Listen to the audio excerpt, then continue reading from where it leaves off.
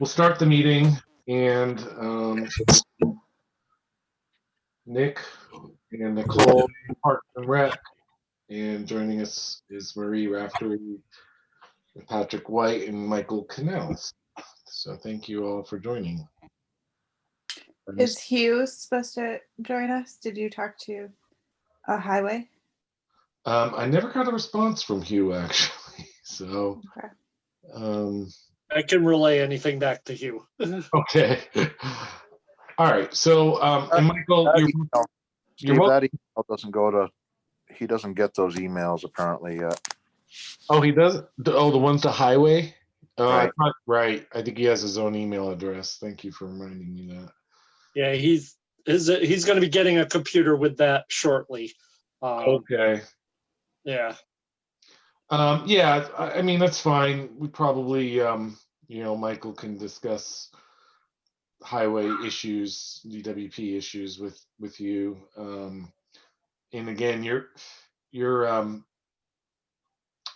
welcome to stay for the whole meeting, of course, but I think the first couple things are the things that we wanted to get some input from you on. So I know we're also coming up to budgeting time, which is number 9, but as we wanted to go through, since there's a Community Preservation Act round of funding that will be reviewed.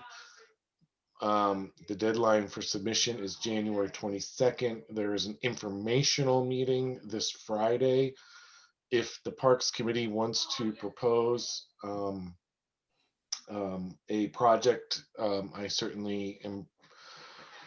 I usually attend as a member of CPA, or CPC, but also can let them know of the proposal that we'll be sending. And the tennis courts, I think, is the most logical one, but that's on the agenda. And then the beach parking lot repaving project, trying to get that hopefully planned. It is still funded through last year's special article. The grills, picnic tables, and Adirondack chairs, again, just to circle back with the committee on how we want to move forward with that. The garden proposal, which I don't know the status of. The canoe launch, which was a long discussion last meeting. The sandbox, the relocation of the kayak racks, and then, as I mentioned, the budget and any other business. Are there any other topics that someone would like to make sure we cover in tonight? Actually, I do have. Okay. So, yeah, so maybe Michael can relay some of this to Hugh, because I think there's things like the Park Street Gardens and the sandbox that he would be helping us with. Let me see. I have on my agenda. So, do we have the grills to install the grills also? Which I don't know the location of. The grills are in the old trolley ticket building right now. So those need to be both installed at the beach as well by highway. Right. And then we could talk about that. And there's 2 of them, right? Mm-hmm. And then I wanted to address the new putting on the agenda of our projects for 2021, the roof for the beach house. Okay. And mulch for the playgrounds. New mulch for the playgrounds. And then potentially addressing parking issues around Park Street. Park Street Park. Okay. I made note of that, and so we'll address most of those in line item 4 here. Okay. So let's start with whether or not we want to move forward with the tennis court project. So we had asked for a quote. It was actually back in 2019.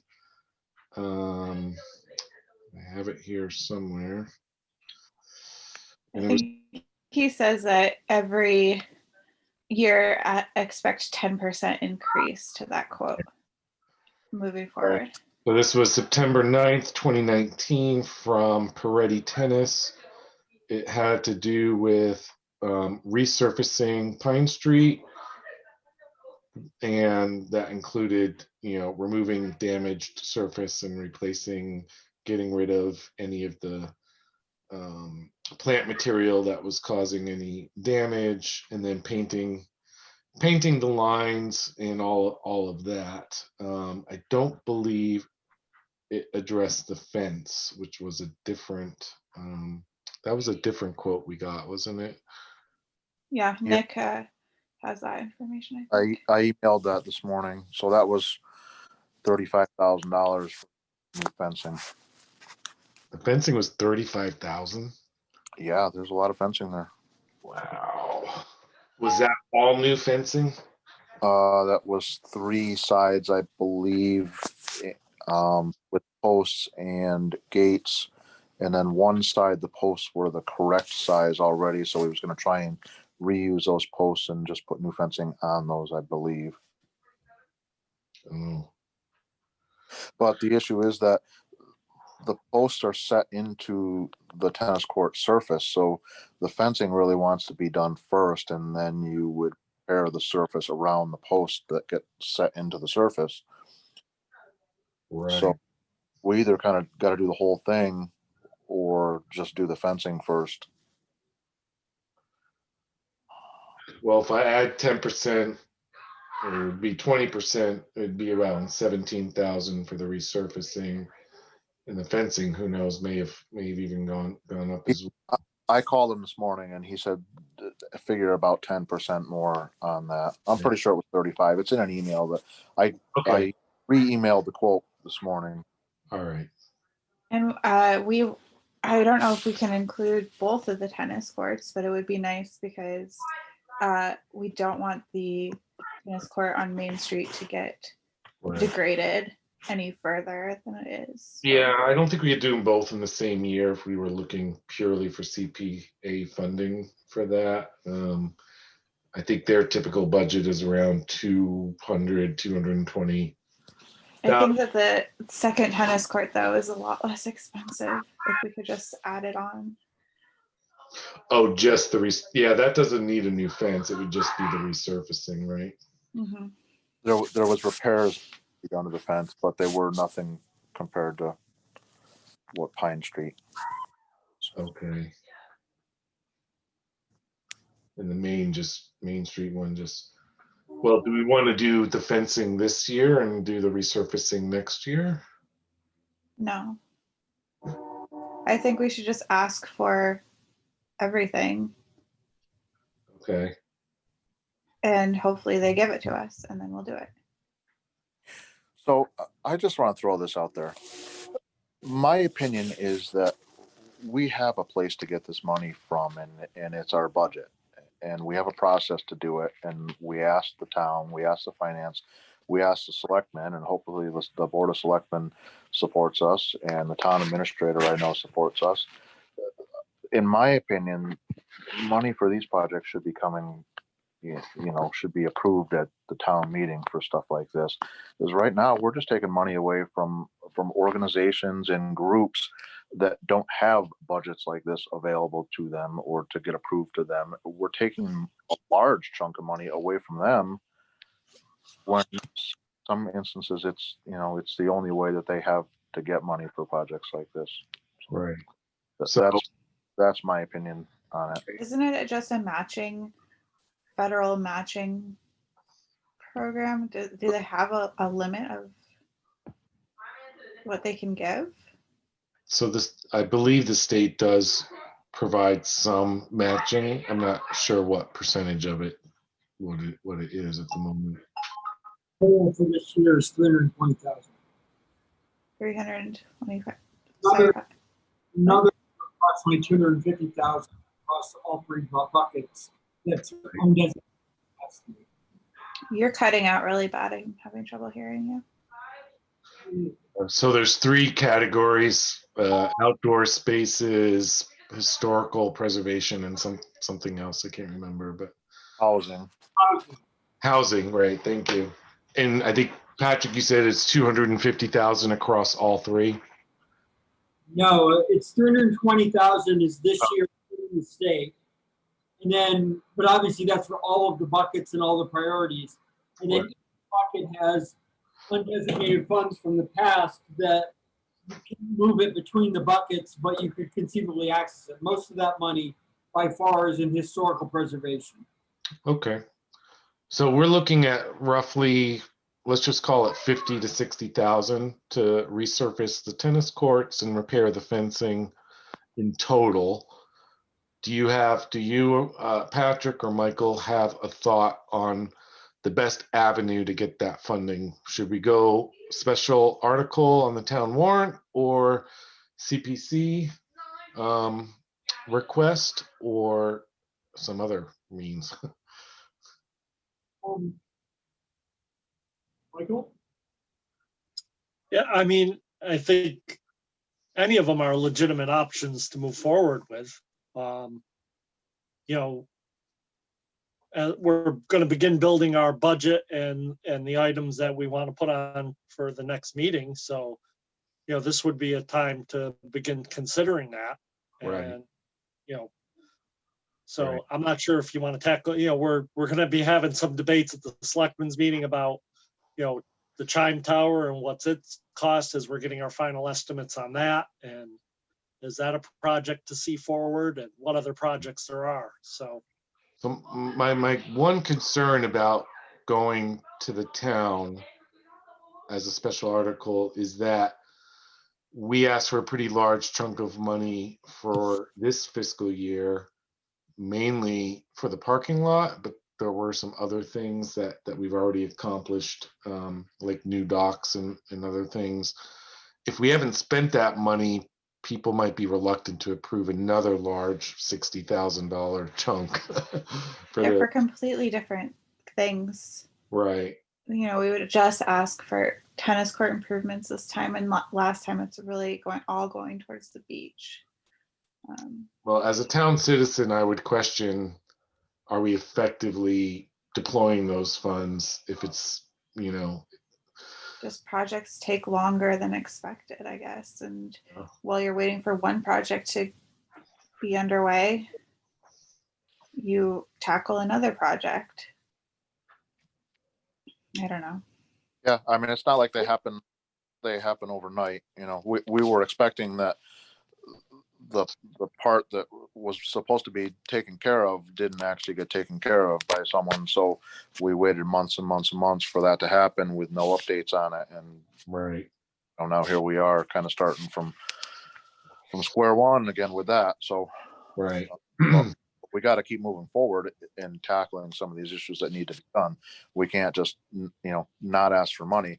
I mean, Right. we need to get this town to a point where it expects, we're a town department and we need to have a budget to do stuff to be done. And for years and years and years, spent very money on this stuff. And now we're at a point where we need $100,000 in repairs on our tennis courts and basketball courts and skate park and stuff like that, because stuff was never done to it. So Yep. it's stuff that needs to be done, and it's our responsibility to make sure it gets done. So, Right. Just because we got one other project that we're waiting on doesn't mean we can't go forward with others. Sure. Yeah. Just playing devil's advocate. I agree. The special article, I think, probably makes more sense rather than I don't think there's no way we'll get our full request out of the CPA. I mean, And if we don't, will it be too late to then put it in the budget as a budget request too? I don't know. I'm not sure, but I Yeah, don't know. could we ask for both, or is it one or the other? we won't be finalizing stuff for town meeting until March. So my understanding, somebody could correct me if I'm wrong, is that the applications are in January with, they'll have an award before we go to finalize Yeah. for town meeting. It's usually mid-February where they make their decision. Okay. No, Why don't we just Plenty of go time, for so- both? it just strikes me that, you've got, oh, I'm muted? No, it We- strikes me that this stuff is maintenance, all right? I think that along the lines of what we're doing in other departments, we need to just have a 2 or 3 or 5 year plan to maintain these things, and it should come out of the regular old budget process like we do everything else. I don't see how these are special projects. We either rip the tennis courts out or we maintain them. You can't play tennis on them if they're not maintained. You know, They've So there's, become, here's my thing, Patrick, because this goes back to both like the highway department's condition with its vehicle fleet and others. Because there hasn't been the maintenance done, these have gone from maintenance projects of maybe 10 to 15,000, from tack sealing on the courts to reconditioning to they end up now becoming the major reconstruction projects. So they go from being maintenance to being an actual capital project. So Right. So, and your concern, Patrick, is that when we talked to Peretti Tennis, he said that they hadn't done any maintenance on them for at least 10 years in his records. And once we do resurface these, we will add it to our budget that we request for every year. I think he said it was a $500, maybe $1,000 for both tennis courts to just do annual maintenance, clean them up, fix any cracks, keep them in good condition so that we don't have to address this further. okay. And that it just was never added to our budget maintenance for whatever reason. I don't know. It was 10 years ago. Yeah. So I'm just railing against the slow and steady decline in a lot of these resources in the town. And I think that as a policy, the town needs to reverse that and then maintain things correctly. Now, I agree. what bucket the money comes out of, I just think the money has to come out of it. And just one other point is I don't see on your list, Nicole, you had said that you were concerned about the safety of some playground equipment. If that is a legitimate concern that you have, that there's actually unsafe equipment on that playground, I personally think that should go to the top of the list. We have kids playing on that stuff. I see those playgrounds full of kids all the time. People come from other towns because they love that playground. So it doesn't mean replacing all the equipment, but just making sure that if there's some 1 or 2 items that really are safety concerns of your guys, I don't care where we find the money. We have to find the money or remove that equipment.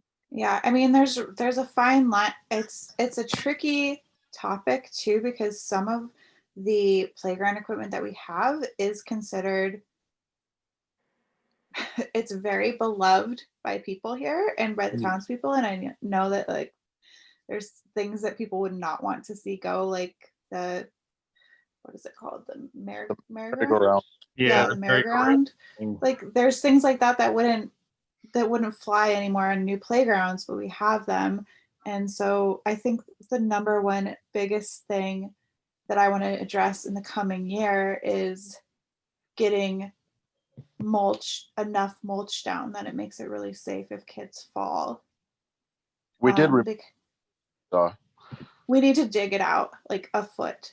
And I talked to Hugh about it, and he said that it's totally doable. We would probably have to put some borders in to keep the mulch in, but it would be a significant amount of mulch that we'd have to add, and a significant amount of fill that we'd dig out. Maybe we can use that fill up at the parking lot.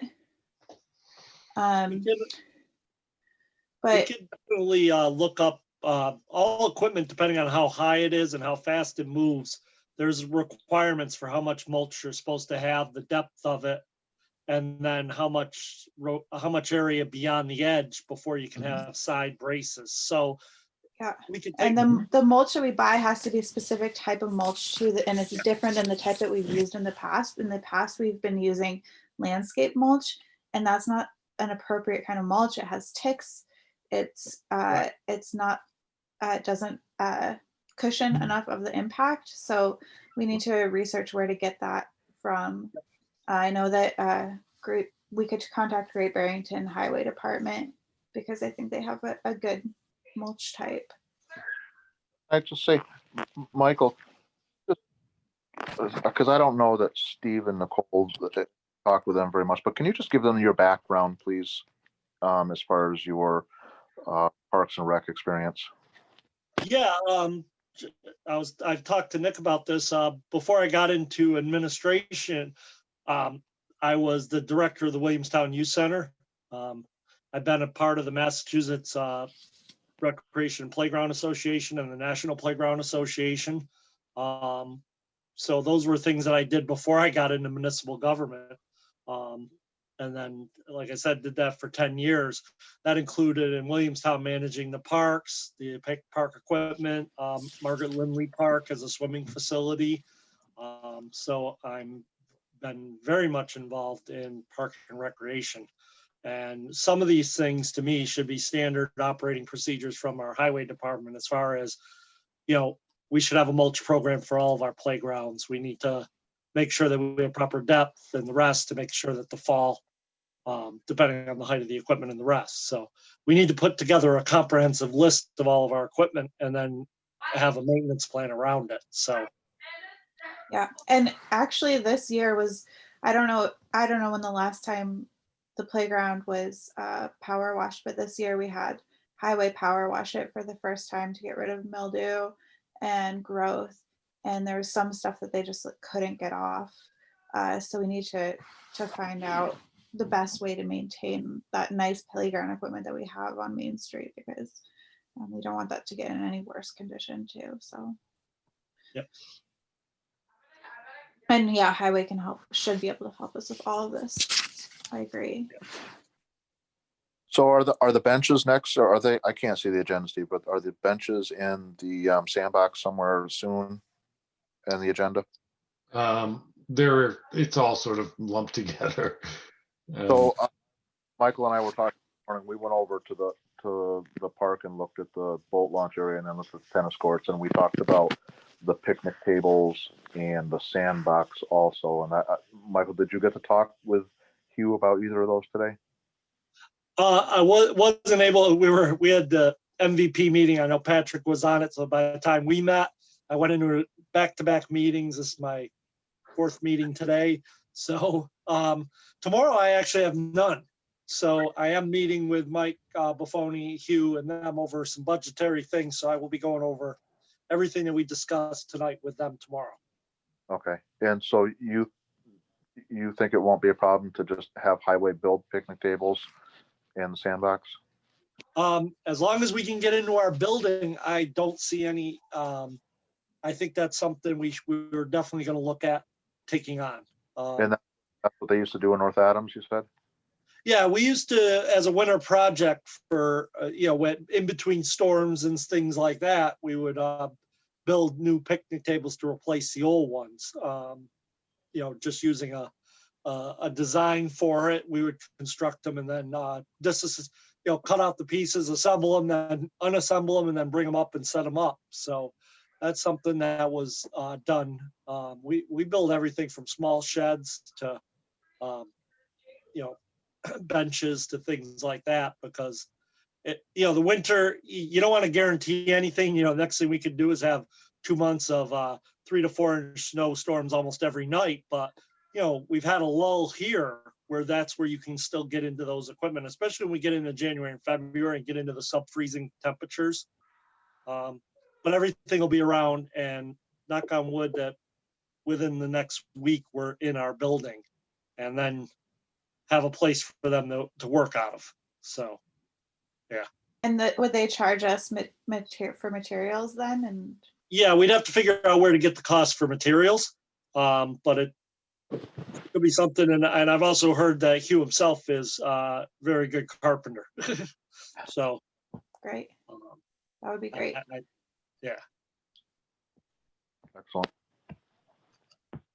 So we should talk to Highway about maybe contacting Great Barrington to find out where to get the mulch and ordering that for spring, and then charging us our account for that, and then getting materials for the sandbox and the picnic tables. Michael, do you think we'll get in touch with them, and we'll find out where people get the mulch in South County from. that's not, and we will get it to playground specifications. And that's Right. what you do when you're ordering it. You're just ordering it with the specific specifications to be used for playground mulch. And I do think that they'll have to dig down a little bit to. Yeah, that would be, like I said, we'll take a look at the piece of equipment that we're talking about. And It's find out everywhere. based- It's every piece of equipment in all the Right, we'll parks. go around because depending on the height of them, that's how much depth you have to have. It's actually from the top of structures, even if the kids aren't supposed to be climbing on them, they could. Yeah. And Yeah. that, so you can actually identify then what your mulch depth is supposed to be. And Okay, then we can measure the depth and figure out what we need to do to meet the requirements. great. Is the mulch, do you expect the mulch to be just topped off each year, or would it be like a full replacement each year? How does that work? You pretty much top it off, but you also have to fluff it because it becomes compacted in the winter. Right, And it needs to be basically almost turned so that you fluff it up. And then if you get into a good program where you're doing this annually, you're only adding a small amount of mulch each year to the top after you fluff the bottom. And then what will happen is it will decompose and break down on the bottom. But if you're working through it, it's just once again maintenance and having a standard approach to every season instead of just waiting. And then you have, right, it could be that the mulch now is in such poor condition we might have to replace it. right. So Okay. And then the other piece of equipment that Patrick was reminding me of that is very dangerous, I think, is actually the merry-go-round at Averick Park is rusted, and the wood is rotting and splintered, and Yeah, I don't think that that's salvageable at this point. I think we just need to have it removed and then find another piece of equipment to replace it with. And so we probably will need highway also to help us remove that. yeah, What those about- they're not hard to remove. I guess a decision needs to be made about the piece of equipment, whether it has reached its useful life, Okay. whether or not. it Well, needs maybe to we be- can take a site visit, or I'll take Yeah. pictures next time I'm there. So I think Averick definitely needs a really good plan, because I think the grills and picnic tables there should be replaced as well. We already took out the picnic tables and the grills there. Right, but So we could put a new picnic table. We should put a new picnic table. yeah. And what Um, do you want to put new grills in? I don't know if anybody used them there. I'm fine not with sure. putting tables there, but I don't know how many grills did we get to, just to the two, I think. yeah, I think so. I wouldn't worry too much about it. We haven't had anybody requesting them. Sure. The ones at the They beach, were fallen over and Oh, I know. rusted, and so I don't think anybody's used them for a long time.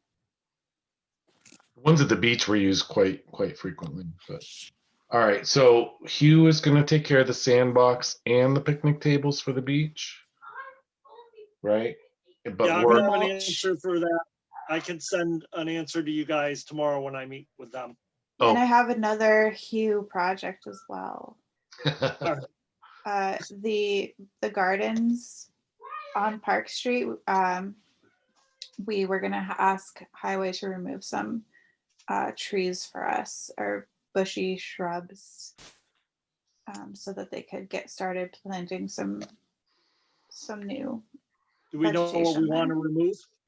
I do, yeah. I could flag it, or I could just That's what I was go with just gonna him say. and point it If out. we can flag them, then you can go over and evaluate and then make a call on how to best remove them.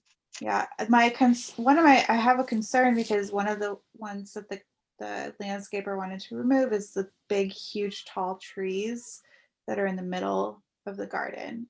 I think it would be pretty challenging, and That we would probably very have to highlight. mature. Yeah, Yeah. okay. So if we can identify the ones that we want taken out, we can look at which ones the highway can do, and then any ones, Hugh's good about saying, no, that's not within our Yeah, capabilities. And then we can bring, I forget the name of the company. Who's the company in South, over the brand. I forget the name of it. That we use a lot for tree cutting. Connor Clark, maybe? What is it? Connor Clark. Yeah, I think that's it that we use. Yeah. Well, we can always phase that garden too, which is what I feel more comfortable doing rather than just cutting everything out and looking like we're starting from scratch. Is we can do the ones we can and then cut the bigger trees later if we decide to go down that road. All right. So also involving Hugh is the parking lot. And where we left off for the beach was we hired a design firm to just draw up some specifications and a plan, which we received and provided it way back when to Len, who said he could submit, I think it was an RDA or request for determination, to see if there was any conservation commission or other types of permitting that would be required, because there would be a new driveway built through the tree area there. So there would be some tree removal and, you know, quite a bit of work to be done there. Yep. So don't know where any of that stands and how we move forward with that project. Yeah, we're gonna be working on getting that project to be done in the spring. Okay. So we're gonna move forward through that. Now, one of the things I didn't see identified in the new parking plan, which anytime we upgrade anything, parking and the rest, is the town's obligated to do its ADA compliance. So I don't know if we've ever addressed ADA accessibility to the beach itself. So, So because we're only doing the parking lot at this point, this is what the landscape architect said, is that we actually don't have to address the ADA accessibility to the beach yet until we do significant changes to the park and beach. But maybe All we right. have to do a couple handicap parking spots. I'm not sure. I can't yeah, so we're remember. putting handicap parking spots, and then we just need to identify the rest, because one of the things we want to make sure of, and it's one that I've talked about during my interviews, and that is that communities have to be aware of where ADA now comes in, and that when the Department of Justice now comes to communities, they do not evaluate just where the complaint is, which they did before 2008. Since 2008, when they come in and review, if they get one complaint, say at the beach, they will actually inspect every town building, field, recreational area, sidewalks, you name it. And what it ends up doing is creating a gigantic list. And one of the things that we have to start doing is, and I applied to get what's called a transition plan and an ADA assessment done. I haven't heard back if that would be something we'd be able to get, but we need to get these done so that we start identifying them. They tend to not hit communities as hard if you have a plan for addressing them. But if you don't have a plan, and especially if you're doing projects, you really have to be aware that we're required to be at the top level of ADA compliant compared to even businesses. So I'd be curious I'll chat with Foresight to make sure that we're not, that we're set on that as far as the parking lot, and then, you know, what spaces we would need to put in as far as to make them ADA accessible. So Steve, sorry. I was gonna say, a lot of times they look at it from the business perspective when they're talking about, oh, well, if you don't touch the beach, you don't have to, just like a restaurant. Older restaurants or stuff don't invest in a building because they don't want to, without knowledge that the recreational rules did change. And I want to make sure that they're up to date on those. So, yeah. I do think, hey, Steve, Yeah. do you know the name offhand of our architect, our landscape It's architect? Walter, WCA, Walter Chusnovsky Associates. So I think that they might have included some ADA stuff in the like everything that you want to the moon and back type of plan. Yeah. But the beach is so steep in grade that it's really, really tricky to get ADA compliance all the way to the water, I think was Mhm. one of the issues. I can't, but I think it was included in the original big plan. Nick and Steve, do you remember that being included? Art, Do we know where that plan is? I've heard this plan referred to, but I haven't seen a copy of it yet. Yeah, I have it. It's a huge file, but I can try to send it to you. All right. Because even though it's steep and stuff, if it's a public beach, it's still our requirement to make sure anybody can access the beach. Yeah, we just didn't have we didn't ask for enough money, basically, I think, to address the rest of the beach right now. So that's why we're only doing the parking lot. But hopefully in the future we can address the rest of the beach as well. what would the For extent- identifying in a plan, that's a good thing to have, that we're saying, okay, this is, our next steps will be to take care of this issue and this issue and this issue. And not just have it unidentified. That was my main thing. It is on the plan. So we for budgeting reasons wanted to phase it in, working on the parking lot first, and then everything below the parking lot after that. Yeah. So, and we have restrooms there, which I think the stalls are ADA compliant, but I don't know if there's a ramp. I don't think you can get a wheelchair up there. There's no ramp into the restroom. Right. So there's going to have to be some work done there as well. Right. I just know that, like, if we ever had a complaint, the federal government will come in and tell you got 3 years to fix it. Yeah. They don't play nice. So Nicole, you're going to email Michael the plan? Did you say you were going to do that? Yes, I am pulling it up right now. So All right. Michael, what's I will the, email. It's Like- the first draft. So it's just a sketch at this point because I think that they didn't go into detail further. They did, I believe. I just have this sketch site plan. Let me see. Are you looking in our email? No, I have it all in a file on my computer. Hold on. Michael, what's the extent of the handicap accessibility? Is it to get, you got to be able to get somebody right down to the sand in a wheelchair? Is that what it would be? Anything the public can use has to be accessible. So if you have a beach that's available to the public, the beach has to be accessible. You even have to have accessibility all the way into the water. Really? So have a ramp into the water, you're saying? It depends on what you have for soils and the rest as far as Of muck. so, I'm trying to remember some of the, they made them put in a walkway. I think I forget where it was, where they made them put in a walkway on a nature walk because the nature walk had to be ADA. What you just want to do is we just want to make sure that we're identifying that these will be taken care of and that we have a plan to take care of them in case there is ever somebody comes forward and says, hey, you're ignoring. No, we're not, but we haven't got there yet. You want to try to play nice first before we get into an issue with this. So, it's all right to say that this is part of our plan and that we're preparing to address it. I just want to make sure.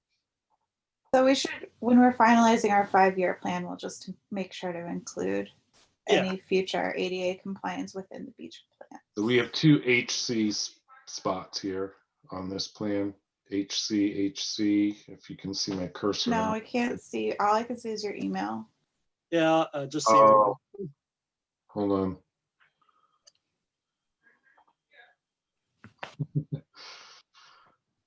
Zoom is it makes you pick a window you're sharing and not your desktop. So, all right, now I'm bringing up the beach plan. Can you see it? Yeah. Is this the one that you have, Nicole? Yeah. Yeah. It's a Oh. sketch. So in the middle of the screen, right here where I'm kind of shading, this says handicap. So there's 2 spots there. Right. I don't know how to undo my clicking here. That's the accessible path. But yeah, so that tan path, that must be the handicap path, because there is no path there now. Is that, Correct. That's future potential. Yep. So all the handicap ADA stuff was built into this plan, but none of this below the parking lot was budgeted or planned for at the moment.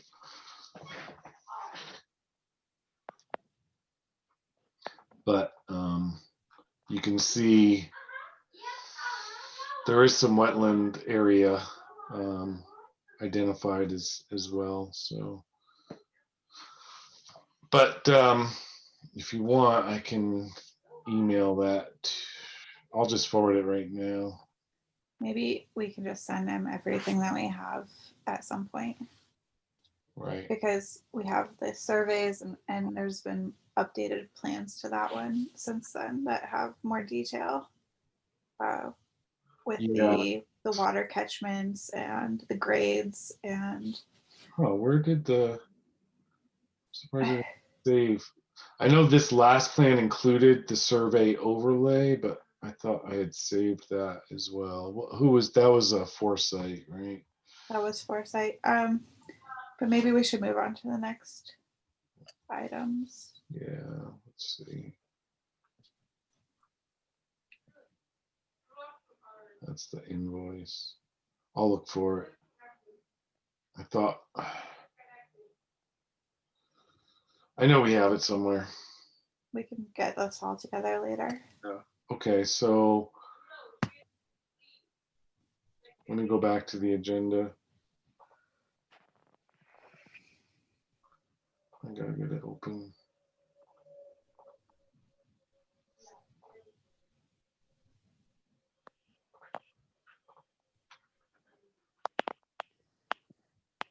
Okay. So we've covered the parking lot, the picnic tables, the gardens, the canoe launch we have not discussed yet. I think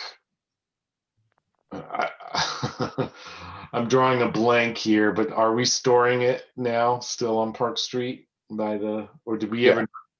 Yeah, It's right next to the parking lot right now. it is. Okay.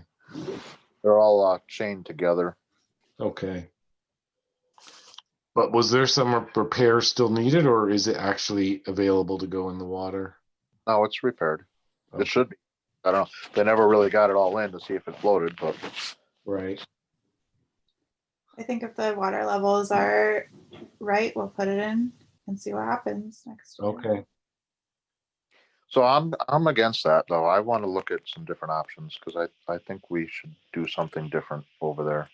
It's just we just paid so much money to get the thing repaired, but Well, we should look at different locations, I suppose. But the water level could be an issue at any location.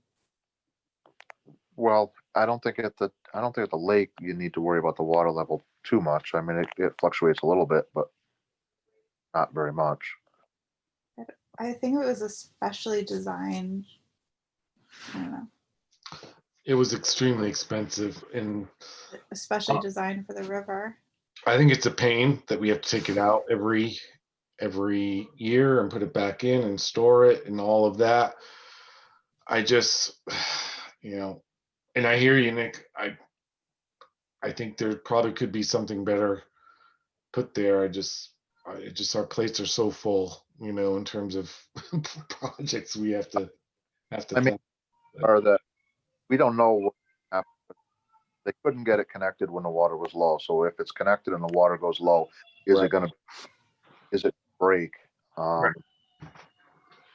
And I think we just have to watch the water level somehow, but it's monitor the water levels. not something that you can just, on a drop of a hat, go and take it out. If it needs to come out, it's a process and you have to have the heavy equipment. Right. Okay. So I'll put that in the minutes that we still want to evaluate. alternatives for that. Literally the only one on the Housatonic River from Connecticut up to wherever up north. There are no other ones. Well, there are canoe launch sites, just not with a dock. All stone, There's stone steps basically. Yeah. large stone that slopes down in. Like the one by the covered bridge in Sheffield, right? Great Barrington. Park, although that's not a steep one. It's a flat. Right. But that's Okay. Our last topic is budget and 5-year plan. So this is where we need some advice again from Michael and Patrick. So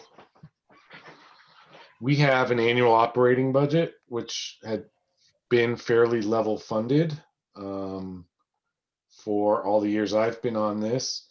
The biggest expense is the lifeguard salaries, which is at this point, because of some pay raises and things, probably about 5,000 to less or underfunded. I actually have the budget numbers in this year's budget. Yeah. You want to look at that instead? Well, it'd be helpful if we can refer to that. But I guess in terms of Patrick, you specifically said you wanted to see what This is a just 5-year. really old. Like all of this stuff down here is stuff we've already done. Right. So this was from 2019, and we did all of. Well, we didn't do the sod, but we did the baby swing, the lifeguard chair, the new signs, the new grills. We did all of that, right? So, The goose fence. but I guess what I'm trying to figure out is, what are we allowed to put in our budget in terms of salaries? Like we had gardens and mulch here, but that was mainly going to Culling Landscaping. So the new mulch is going to have to be added here. The annual tennis court filling of cracks is going to have to be added here. So, like, I don't know what the appetite is from the finance committee, in terms of adding to our annual budget over the years, and then versus these one-time capital projects. I think we have a pretty good handle of, writing special articles and going to CPA. We just have to get our numbers right for that. But in terms of annual budgeting, is this a view that you think would be helpful in terms of what we would like to see for an ideal budget? Personally, I don't. One of the things we should be doing is looking at what's our lifeguard season. How many hours a day do we want lifeguards there? How many lifeguards? And that should generate what we're going to budget for lifeguards, not just a number. Right. We know that lifeguards are going to be paid anywhere from $2 to $3 above minimum wage. Right. Training and the rest that they usually need to have in order to be a lifeguard. Right. So how many hours? When are we going to have life? So if you're going to have, you should have a pair of lifeguards on. You shouldn't have a single lifeguard on. If ever you have to do an actual rescue, and then we should figure out what hours lifeguards are going to be there, and then figure out, like I said, what the season is. It Memorial Day through Labor Day is for lifeguards. What's our lifeguard season? Yeah. We have all that information, and why I'm saying that this is not a great example to look at is because our budget that was approved, our last budget was approved for $19,000 for lifeguards. So we're already over what you had looked at for 2024. But okay. And then also with COVID, we had to request more for having a monitor, a parking lot monitor. Right. I guess, well, there's two things I want to make sure we know. Is one is the actual number, and that's what you're saying, Patrick and Nicole, is based on how many lifeguards and the actual season, what should our budget look like dollar wise. But we've been repeatedly asked, this committee has been repeatedly asked over the years for a 5-year plan, and I guess I'm not entirely sure what does that really mean. right? Do you want to see the major capital projects on here, or are you talking about just an annual operating budget accounting I would say a 5-year plan would be more around capital projects, but I'm meeting with the finance committee next week. Okay. Just to begin talking about some of these. And one of the things I'm bringing up is what's called zero-based budgeting, where we build a budget. Like lifeguards, when you say, I don't know how it's done in Stockbridge. I know how it was done in North Adams, and we didn't put on lifeguards, and they were put on the weekends from Memorial Day until school ended.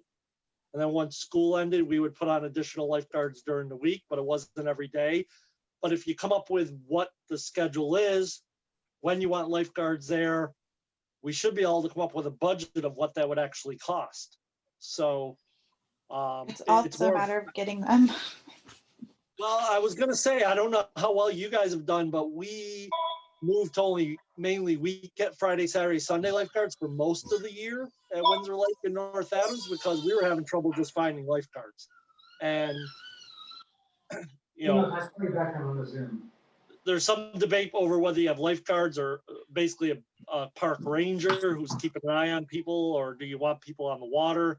I was talking to Nick about the raft. You have to make sure, I have to inform our insurance company that we have a raft. They don't have us down as having a raft because The floating docks is what you're. Yeah, they don't want floated. They need to. We'll be paying extra in insurance to have a dock, because docks are notoriously dangerous for waterfronts. Just a reality. I know that there was some question, like the docks were located outside of the designated swimming area in order to get them in deeper water. Correct. Right. A lifeguard, I used to train lifeguards. You don't outside, you have to have a designated swimming area that the lifeguards are responsible for. So once you go beyond the ropes, you can't say that the rest of the lake is their responsibility. They're supposed to have a designated zone of coverage. Yeah, we told them that they didn't need to. Right. That's actually on our the floating sign. docks. On the sign, it says, swim at your own risk outside the ropes, something like that. So, but so that is on the rules sign that's posted at the beach. But those are all good points, and the lifeguards are more than just lifeguards. They have to open and close the restrooms. They have to clean the goose poop and stuff, and then typical, watching the people, but also enforcing the rules. But the biggest bane of their existence are the kayak launchers, which is a topic for a whole nother day of what we do with those kayak racks. The townspeople absolutely love them. The lifeguards and the people who don't store boats there hate them. Yeah. And it doesn't really generate any money for Parks and Rec. It just goes back into the general fund. And we didn't even charge last year for them. So part of the redesign of the lower beach was to figure out a better system for storing kayaks, or potentially just removing them all together and putting them on a different part of the lake. But to keep this meeting short, I don't necessarily want to address that right now, because I prefer to try to end by I think the plan was from the last meeting to do a site visit, site visit. and we never did that. So Right. there's not much to add to it at this point, I think. So Patrick, can you get back to us and clarify what the actual request is for a capital budget plan? Well, look, I'll tell you, I think there's two parts to this answer. You've got ongoing expenses, which it sounds like it involves staffing and it involves maintenance. Correct. And I personally agree with Michael that we can't defer maintenance to the point where we get these giant capital projects, because things deteriorate to the point where it's, instead of a $3,000 fix a year, it's $100,000 fix in 10 years. Right. It makes no sense. And we've been doing that all over town. We need to stop that. Then Yep. I think we've got a political question, which is a case you're going to need to make. My personal opinion, I'm not speaking for any board, or the select board, is that, we're a town we're a town where half our population is elderly, and we look over the next 20 years, and there's going to be a lot of generational turnover. And I want to attract residents to live here, and I want to have recreation that draws people to this town. That's a personal political position that I have, but I think that we need over the next 5 or 10 or 20 years to invest in the things that families like to recreate doing. Now, I'm no expert at parks like Mike is, and I certainly have never run Parks and Rec like you guys have. But you all have kids. I don't have any kids. You know what I'm talking about. And I think I think that political question, which is completely aside from just sort of like the best practice of maintenance and staffing, is one that should be debated at town meeting. But it should be framed in a way that why this is important for the long-term health of the town. So I don't have any answers for you other than this is my personal belief. And I would encourage you to sort of, think about what the vision of how Parks and Rec builds the community of Stockbridge, going forward. So what I'm hearing is we need to include both, is our big goals of projects that we want to tackle with special articles or extra funding wherever we may get that, but also what we would desire from an annual maintenance budget standpoint, and why that's important and what to include, which would include tennis court maintenance and mulch maintenance and all of that. There's the stuff we got to do, and then there's the stuff that we can dream about. And you might get a little bit over some of what you dream about, but not all of it. That's going to be a decision the town's going to make, not any one of us. So, but I think there's a case to be made for why, in the long term anyway, this is important to the town. Mm-hmm. Right. And my own personal opinion is that our town offers quite a bit, attractiveness when you look at our beach, you look at our parks. We have a skateboard park, we have a ball field, and we're not the size of Great Barrington. We don't have that type of budget. They have beautiful parks and ball fields too, but our beach is great, but it has been neglected. And for everyone that goes there and enjoys it, there's someone that complains that there's too many weeds in the water. There's no snack bar. The lifeguards aren't on duty enough. There's goose poop, right? So, I mean, there's just, we need someone. I think what you're saying, Patrick, is be a little visionary in what our plan is. If we want to support that political view of attracting and keeping families here, we better step up and make these places more enjoyable and more accessible to. And my suggestion is, if you want to sell the vision, you got to be able to execute on the basics of running Parks and Rec. And so, that means the things around things like maintenance and the baseline stuff has to be well executed before I think that a lot of folks are going to kind of, think about expansion or about, sort of, long-term, Agreed. stuff. Yep. So But just looking at this year, or until I guess this budget we have right now Through June 30th. is June 30th. Yeah. We do have some money left to use in our normal budget. We have projects that are using our special article, but we have $15,000 right now that we can use towards some maintenance that I Yeah. think we should talk about what we want to do with it come spring what line is that, Nicole? in the budget. Yeah.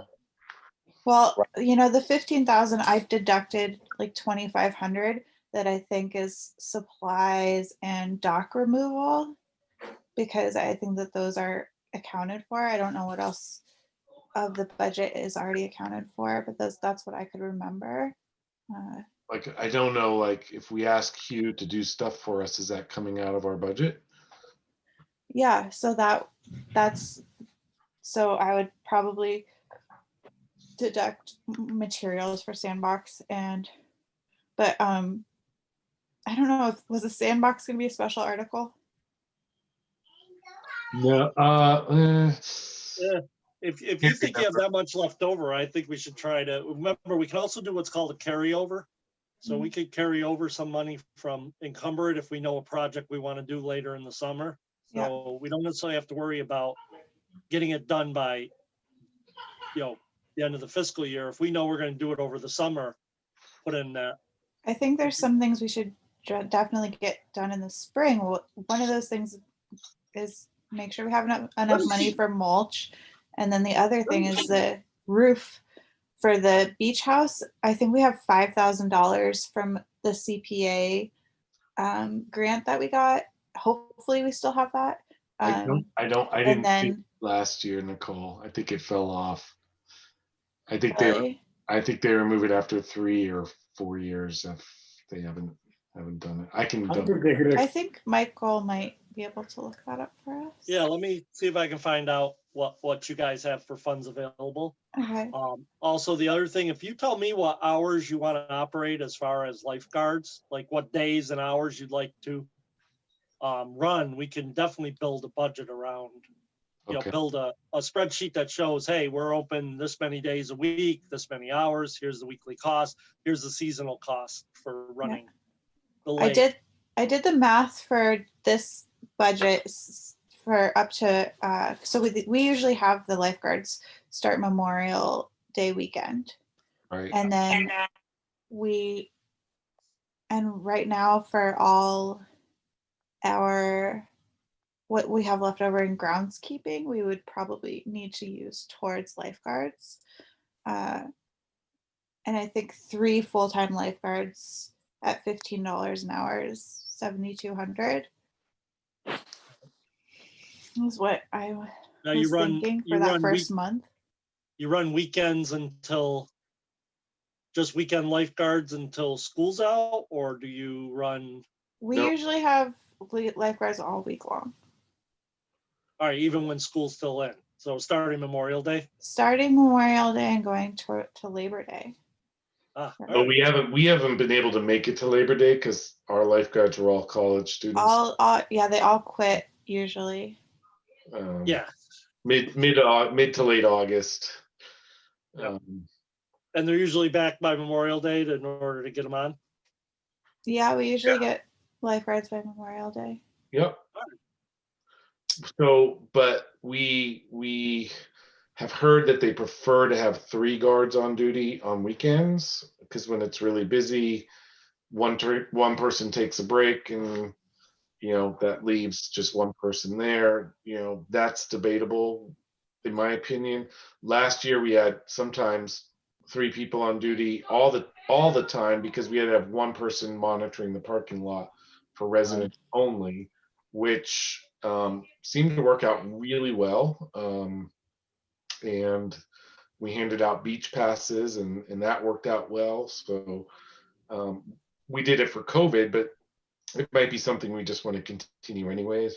I think we'll have to do it again this year. COVID's not going to be gone by the summer. Right. Yeah.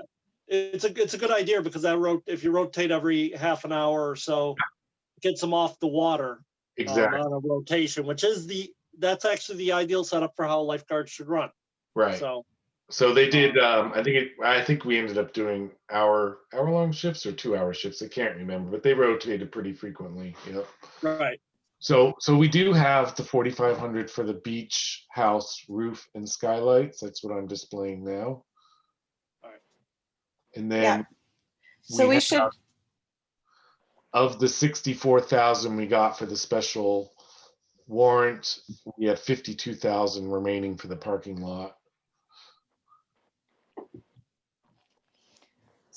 So I think maybe we should try to get somebody to do the roof of the beach house, and I know it's going to cost more than $5,000 because the skylights are special. Right. Something, I don't know. So we should try to just use our normal budget to pad that amount that we have from CPA or Right. CBA. Community preservation. Oh, wait. Act CPA, but or the Community Preservation Commission CPC. So And then what else? What else? And then the mulch, and then yeah, maybe we do the materials for the sandbox from our normal budget. yeah, Uh, normally when we ask Highway to do something, it comes out of our budget. So they do the labor, but we have to provide the materials. I think that's going to be like $1,000. I don't think that's going to be a huge Yeah. Okay. cost. The only time we were charged for something is when a summer employee mowing the lawn, basically, he hired that person specifically to mow the park lawns, and that person got paid from our budget. Yeah. Everything else that was done was just highway was doing it. But they've Right. charged us for mulch in the past. They've charged us for mulch last They year have. Well, they or the year before, because last year we didn't do it because the playgrounds were closed. Right. cost of the mulch, but I don't know that they charge us labor for laying the mulch down. No, they No, never. not labor. No, you shouldn't be charged. Just materials. Michael, what is the, if we were to do the roof at the beach, what is the requirement for getting multiple bids? Is there a dollar amount?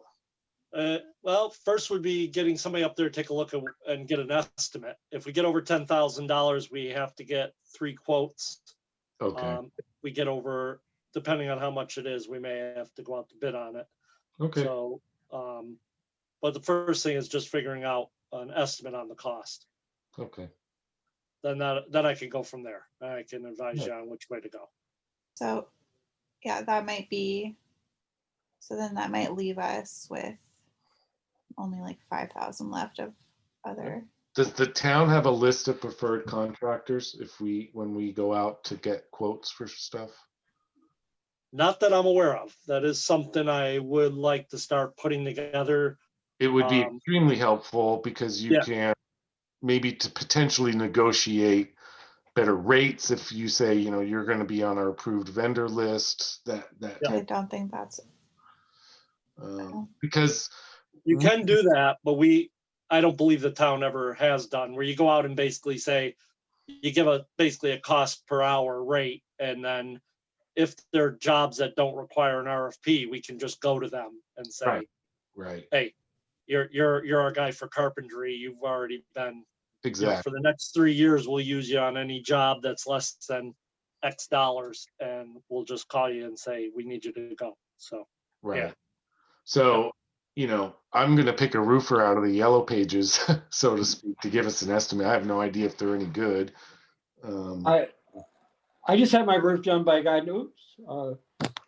I'm trying to figure out how to do this. Oh, there it is.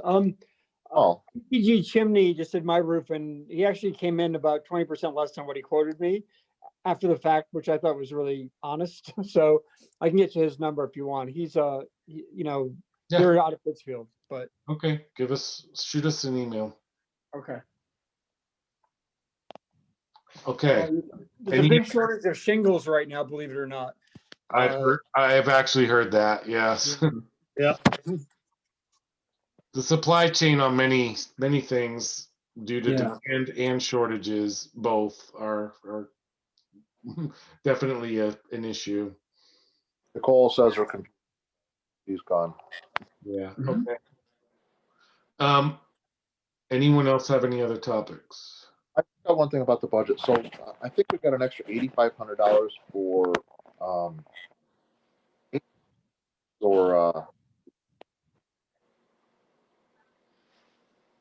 You're cutting out, Nick. Yeah. did we get an extra $8,500 in our budget this year for groundskeeping? Yes. So I guess it's my understanding from Ray that the only way that we can use that is if we hire somebody, employ somebody as a groundskeeper. That's the only way we can spend that money. Right, because it was, I don't know why, but it was put in the salary bucket and not in the expense bucket. So it can't be used, for example, to hire a landscaping company to come in and mow lawns, because that would come out of a different line item. So is there any, get that money moved to some sort of a different line item now so that we can use it? And how do we prevent this in the future? And Well, the last few years, we actually used it for the lifeguards because we were short. So that's part of the problem. Is like Nicole said, we spent 19,000 last year on lifeguards. So, but that's a question. So moving our budget around from salary to a different line item, who would we go to for that? At the end of the year, you can transfer funds between line items by a vote of the select board and finance committee. So Okay, within the last 2 months of the fiscal year. So all that's right. one option. I mean, obviously for future fiscal years, if you guys want to put that 8,500 in expenses, then that's just simply a request. Okay. Right. Yeah. We'll do that for the whatever we submit in March. We'll move it. We're going to move it out of there. All right. a lot of things we could do with that $8,500, but we can't really because it's in the wrong line. So,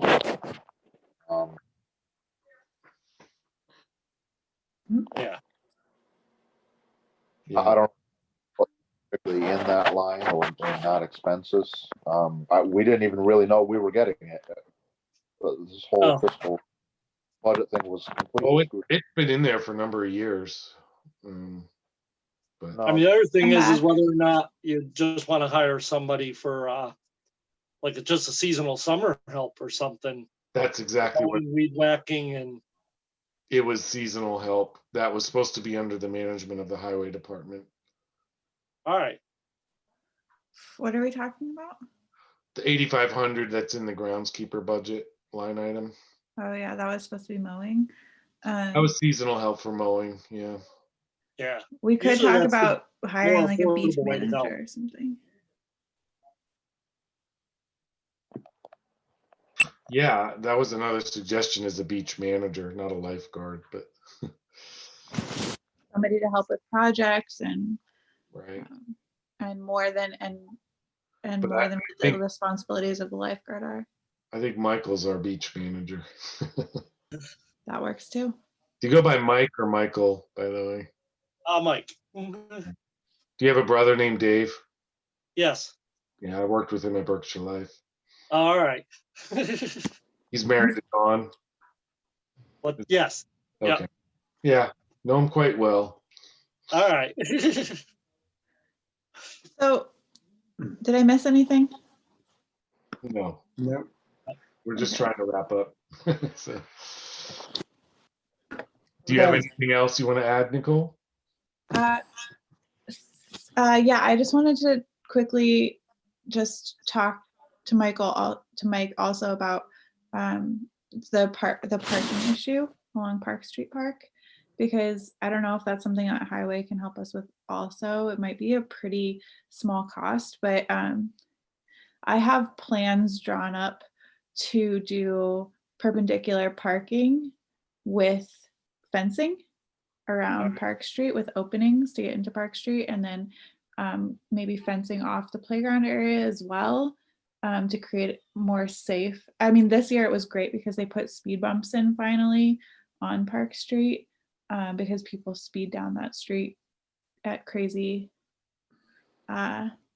speeds. So the speed bumps definitely help slow people down. I think that I don't know if I don't know why, but this year in particular was just a madhouse at the trails at the end of the street. And then we had a lot of soccer games, and we just had so many people parking in the park and parallel along the park that we could really use perpendicular parking and fencing to keep them from pulling all the way into the park.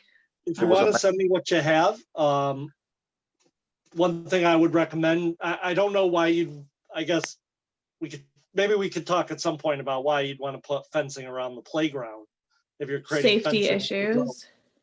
what safety issue, if you The have road. parking, right, but that's fencing along the road, not Oh around no, the not around the playground. Oh, to all the right. park. I just heard you say around the playground. I wasn't sure why.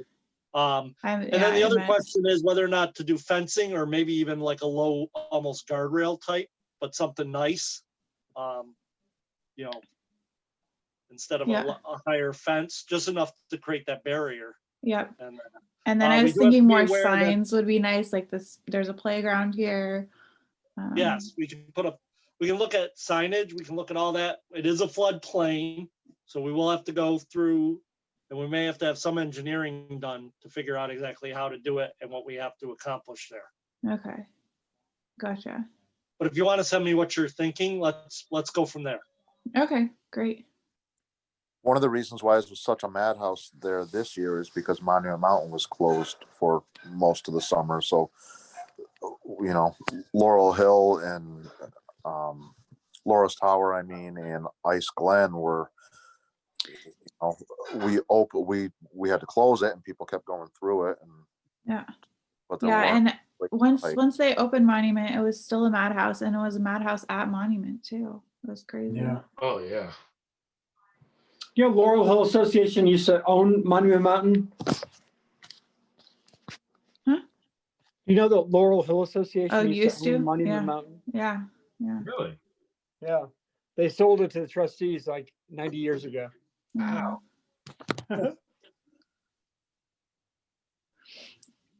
So is that it? That's it. Okay, dinner time.